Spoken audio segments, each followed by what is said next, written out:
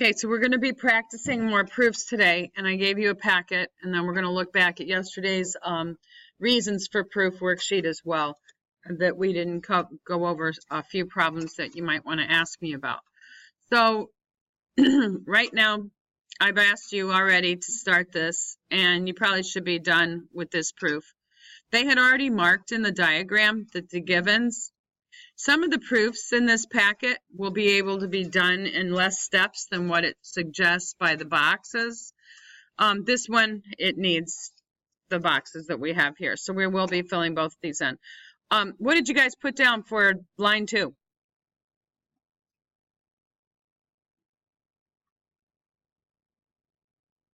AC congruent to AC or CA? Okay, now a lot of you have noticed that that would be flopped if you were to rotate it on top. I will not be marking off though if you write AC, AC by reflexive. Got to have reflexive though, else that's wrong. All right, and then I'm hoping that you transferred this, what you're trying to prove statement to this section, and I can go a little faster if I don't. Well, I'll write it quickly, and that would be by side, side, side. All good for number 1? Okay, you should have had that done before I even turned this on. Okay, number 2 is a little bit longer. We may not use this last box here. We might not need it. Okay, B is the midpoint of AE, and B is the midpoint of CD. That has been given. Now, nothing's marked on the diagram because nothing's been stated about any parts yet. Now, because that's the only thing that's given, I need to use it right now. What can I say if B is the midpoint of segment AE? Darylyn?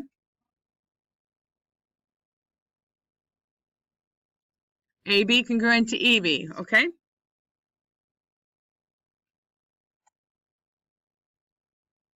All right, that would be by, yep, we have a midpoint, so definition of midpoint.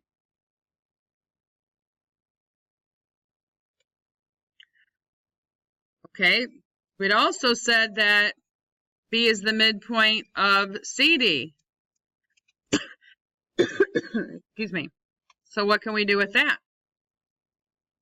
Come on, guys. Cadence?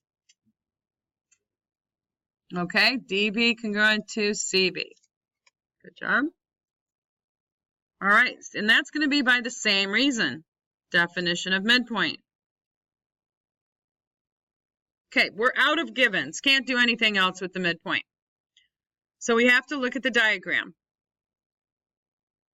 In the diagram, is there something we can mark congruent? Now, I love the enthusiasm of your hands right now, but I'm going to call on someone that doesn't raise their hand as often.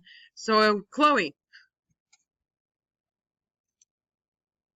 Yes, ma'am. Vertical angles. Got it. And that was, sorry, I know I have more than one Chloe in here. This would be, can you tell me the name of the angles, please?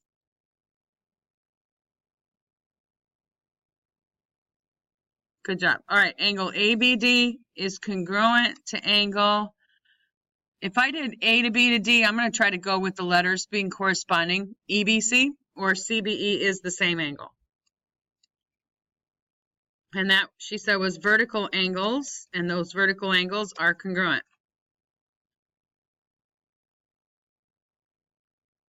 Okay, now that we have the markings that, and if you're marking on your diagram, that's how you're going to tell what the reason is.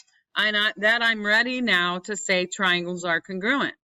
I am ready because I've got triangle ABD congruent to triangle EBC by what theorem or postulate? Okay, all right. I've heard more than one person. Is it side, then an angle, then a side? Okay, it's SAS. I think I heard an ASA out there, so I want to make sure. SAS. Okay, next. This one, I'd like you to just do it right now, please. I'm going to pause and walk around. Okay, I just quick filled this in and just said that we should have written this in this spot, and almost everybody was already done by side, side, side. All right, number 4, we've got a little bit more work. Let's go through this together. Hopefully you can get ahead of me. We've been given some stuff about perpendicular, and we've got two segments congruent. So I'm going to go over here and mark my givens. I'm not going to mark anything about perpendicular yet because I didn't write it down. But it does say PQ congruent to QR. PQ congruent to QR. Those are down there. So mark that on the diagram. Now I'm going to use the fact that it says this, perpendicular. SQ is perpendicular to PR. What does that mean? We get what kind of angles? All right, right angles. Great. All right, I'm going to label. Now I got to put down that I've got these right angles. So angle SQP and angle SQR, excuse me, are right angles.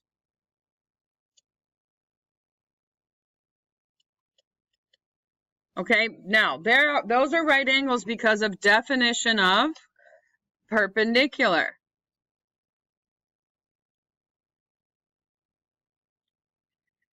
Now notice that this says all right angles congruent. That means we need to write down that these are congruent. See what I'm getting at? I said I've got some right angles by definition of perpendicular, and now I can state that the angles SQP is congruent to angle SQR because all right angles are congruent.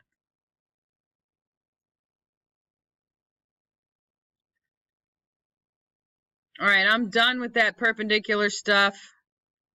So I got to go to my diagram and see if I have something I can use from the picture and add it to my proof.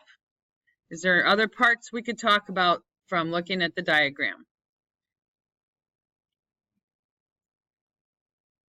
We already did the, okay, not a midpoint. There we go. All right, Evan, say it again. We're going to use our reflexive property. Okay, so SQ is congruent to SQ, and that's a segment.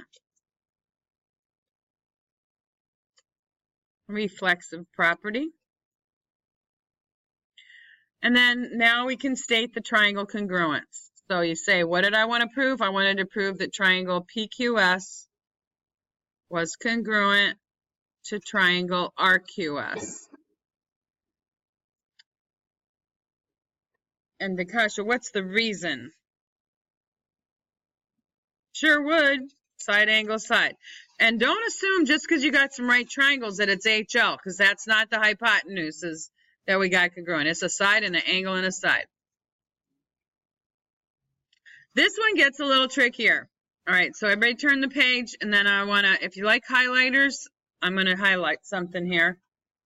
Because this one has lots of triangles in this diagram. So here's what's helpful when you're doing a proof. Check out what you're trying to prove. Okay, I see some triangles right here. Triangle BDC. BDC is this triangle.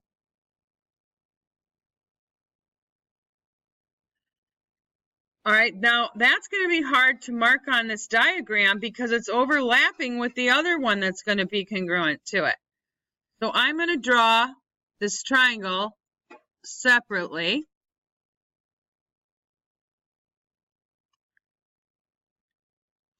And I'm going to label that top letter as the B, and the D's over here, and the C's in the corner. Okay, so I drew that triangle away from the other triangles. Now I'm going to check out what I'm supposed to be making it congruent to.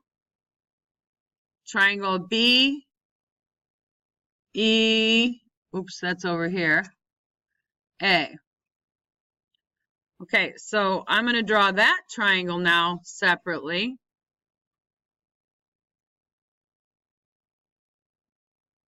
And that might help me with the proof. Well, it's supposed to. I got the B up at the top still. I've got A over here, and I've got E over here on the right.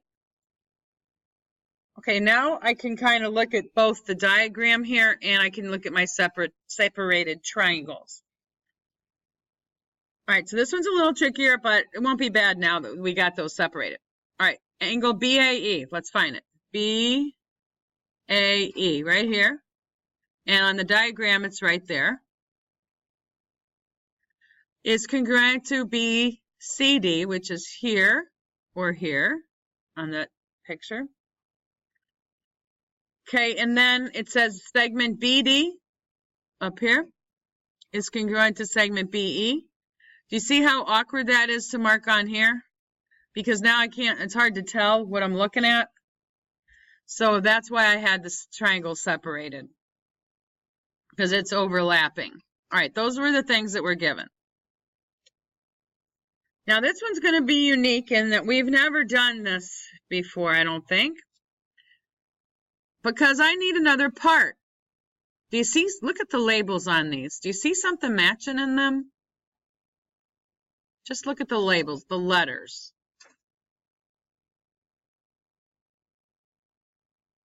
What's this?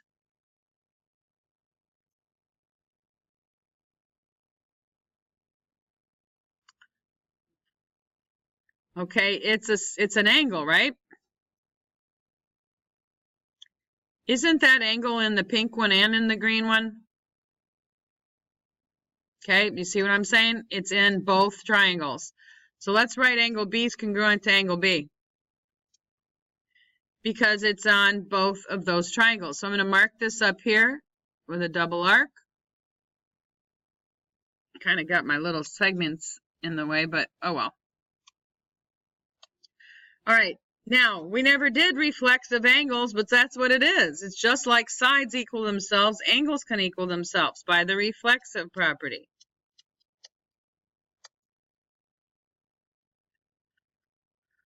Okay, now looking at our separated triangles, see what I mean by if I mark this thing, this would have been hard to look at here, and it'd be harder to tell the proper theorem or postulate that we're using. So I can see it better on my separated ones. So the triangles, oh, we're already done. We don't have to use this line 4 at all, because we're going to say the triangles are congruent now. Triangle BDC, and that's only because we put the givens in all at once instead of separated. Triangle BDC is congruent to triangle BEA by, we got an angle and a side as the side between the angles, and if you just look at one of them, you can tell it's not. So it's AAS.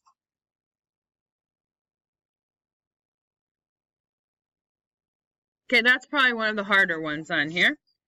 There is another one that's overlapping. Let's see what number 6 looks like. Oh, nope, don't have to worry about 6. Okay, but let's see if we can remember what this means. Perpendicular is going to be separate from bisector. And why I say that is they're going to mean two different things. It says YE, and this is Y at the top. YE is the perpendicular bisector of BT. That was given.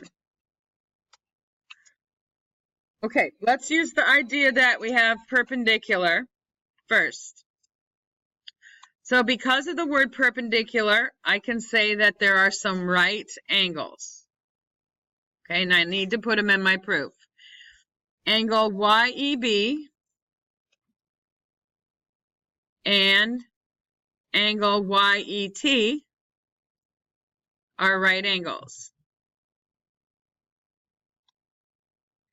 And that's by definition of perpendicular.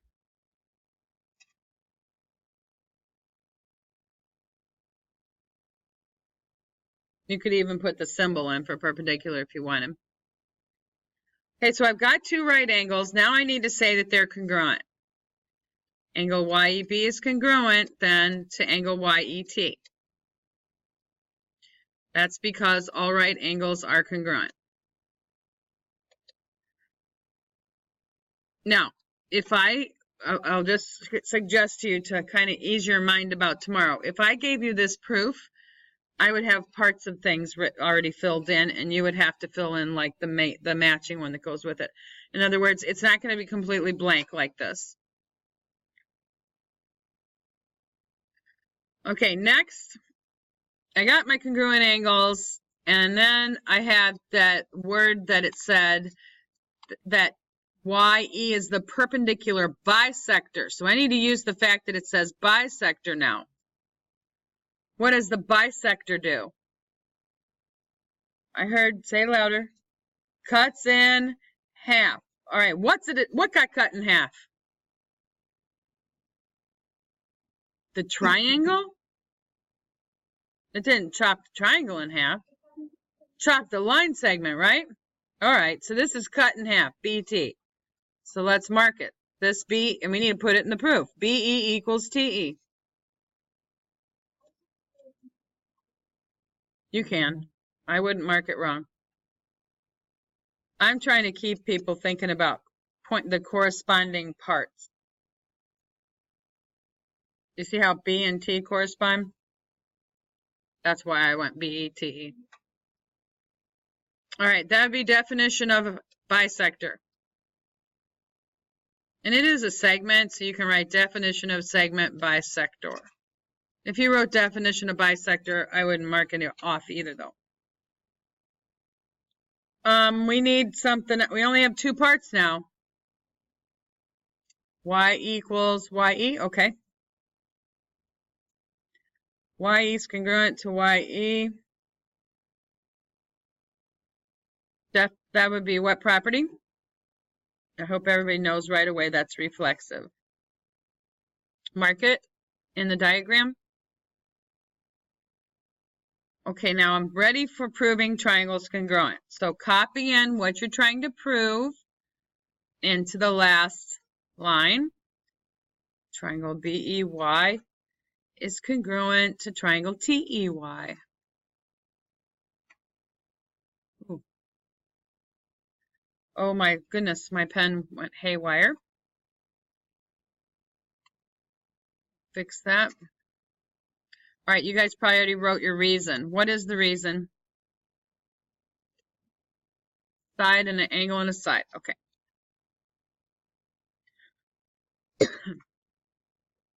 All right. Check out number 7. I'm going to want to look at the triangles that they want to prove congruent. I'm going to do like I did the other ones. I'm going to highlight to see if I can see what it is. A, D, B. Okay, so that's this triangle. So I see it overlaps the other one, so I'm going to redraw it.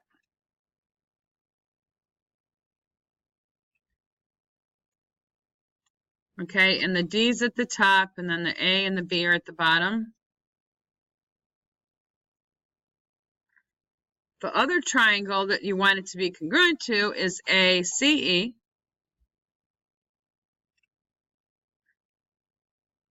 So let's draw that one.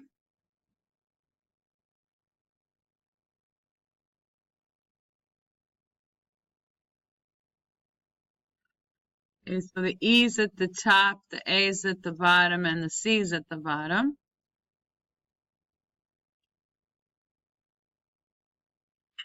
Okay, now I can start marking stuff. Segment AD is congruent to segment AC. AD's here, AC's there. And segment AB, this little one, is congruent to AE. All right, and that stuff was given. Okay, today was the first time we saw one of these, and it's going to happen again. What else is congruent in this big picture? You see this? Okay, angle A is congruent to angle A. And something that's congruent to itself is by the reflexive property.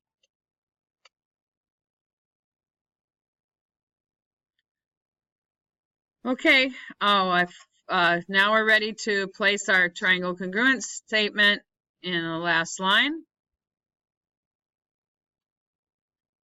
Triangle ADB is congruent to triangles ACE.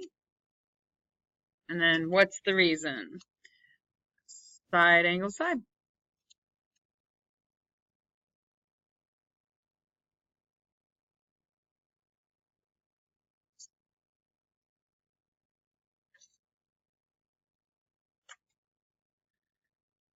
Okay, you will not need to separate. I'd like you to do this one on your own right now. You won't have to separate the triangles because if you look up here, LJM is this one. And the one you're trying to prove it congruent to is LNK. And that's here. Go for it.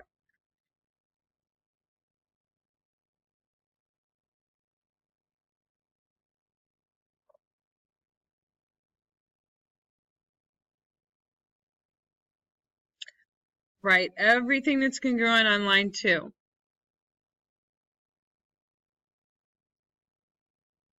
Not, well.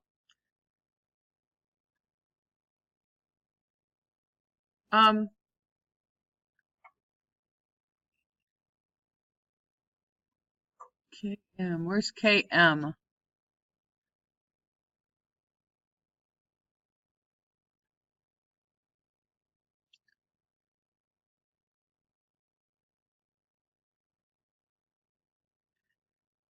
Okay, it says JM's congruent to NK. And then those other two segments bisect each other. All right, I'm hoping you've already put into your proof that ML is congruent to KL.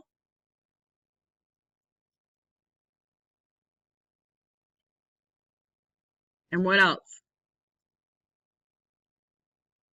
Because you've got L is the midpoint of KM and JN. So you also should have JL congruent to NL. And I don't care if your letter order is not the same as mine. But you got to have both sets of segments by definition of midpoint. Okay, and now the triangles are congruent. You didn't even have to do anything with vertical angles if you were thinking that. And that's because we already got the triangles congruent by side, side, side.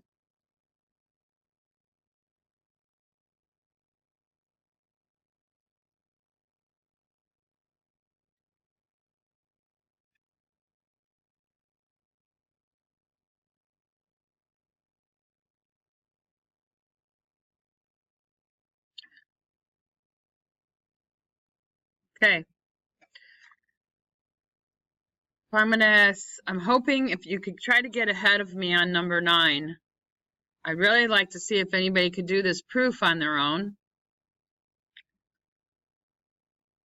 Or if you guys can think of how to do something with the parallel lines.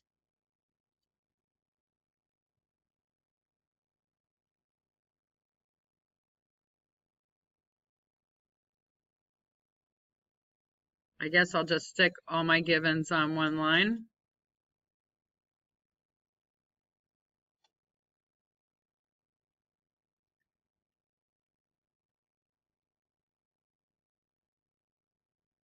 Kind of going to be quiet about this.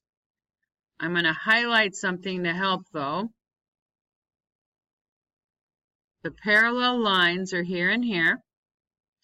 Now I want you to think of XZ as a transversal.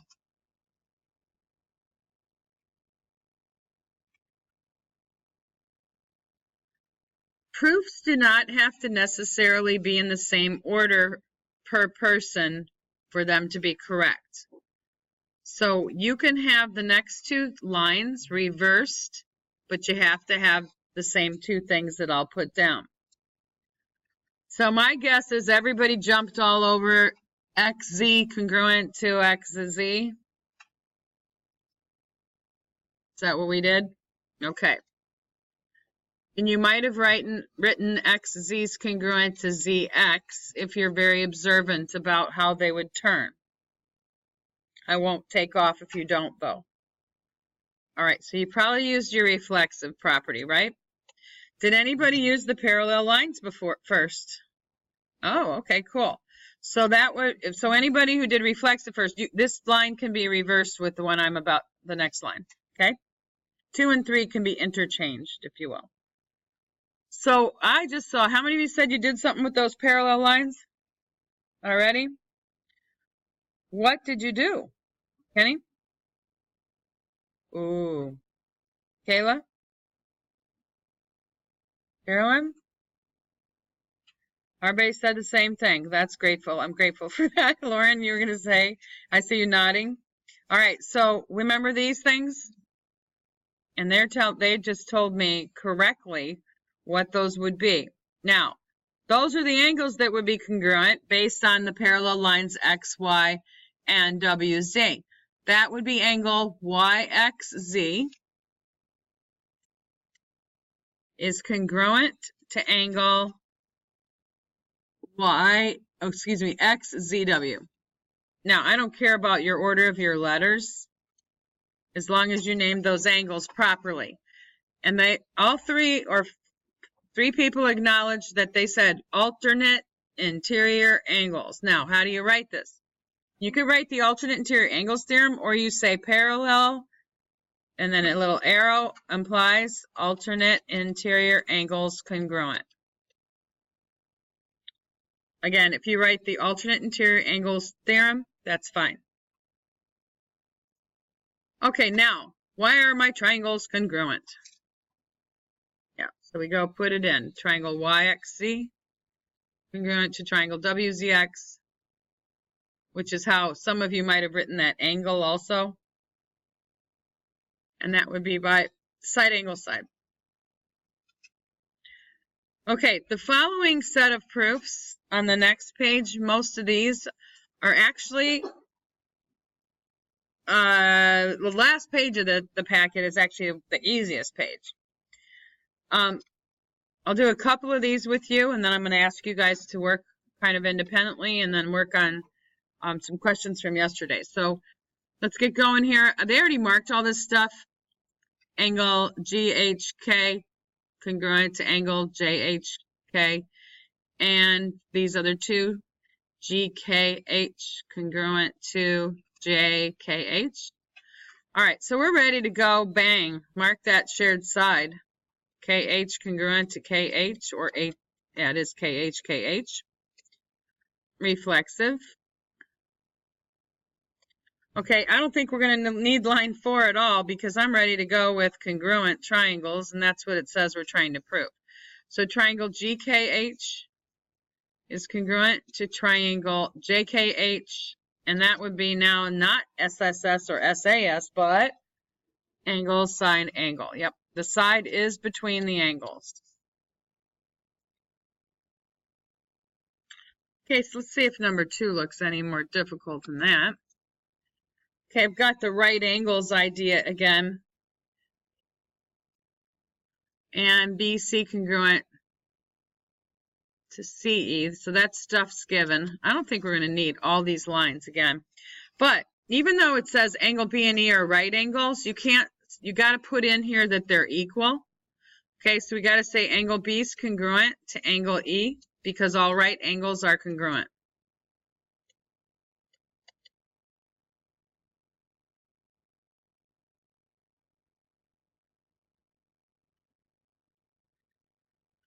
Okay, I'm kind of ran out of things to say about my givens, so I go over to the picture. Okay, someone tell me what to do on the next line. All right, Kayla, do you want to tell me the angles though? Okay, angle BCA congruent to angle, if you went BCA, it's still correct to say DCE because you're talking about the right angle, but if I wanted the letters to go, I'd go ECD. Okay, so that's by vertical angles are congruent, or the vertical angles theorem. All right, we're ready to go for triangles, so I don't think I don't need line 5 because all we're doing is proving these triangles congruent. And if you have written in line 5 already, you just cross out line 4.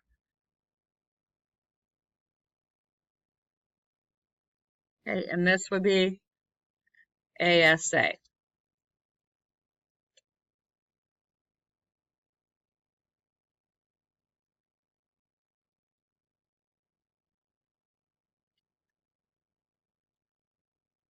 Okay.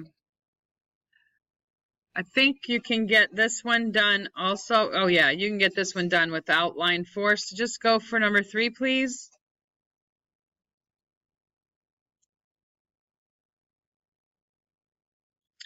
Oh, and number 4, you won't leave line 4 either. The reason that's there is if you kept your givens separated on separate lines. Okay, so do 3 and 4, please.